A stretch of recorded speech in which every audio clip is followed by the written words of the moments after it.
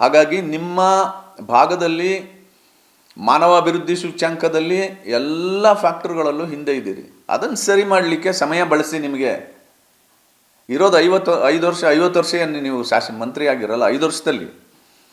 ಅದಕ್ಕೆ road map ready ಮಾಡಿ.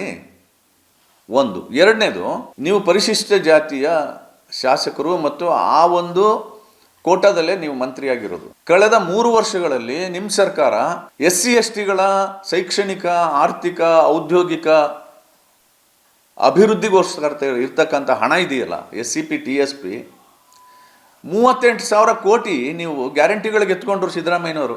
ಯಾಕೆ ಅದ್ರ ಬಗ್ಗೆ ಮಾತಾಡಲಿಲ್ಲ ನೀವು? ಮಾತೆತ್ತಿದ್ರೆ RSS ಬಗ್ಗೆ ಮಾತಾಡಿ, ಇದನ್ನು ಮಾತಾಡಬೇಕಾಗಿತ್ತಲ್ಲ, ಯಾಕೆ ಮಾತಾಡಿಲ್ಲ? ಅಂದರೆ ಜನರ ಗಮನವನ್ನು ಬೇರೆ ಕಡೆ, ಪರ್ಟಿಕ್ಯುಲರ್ಲಿ ಯುವಕರು, ದಲಿತರ ವಿದ್ಯಾವಂತ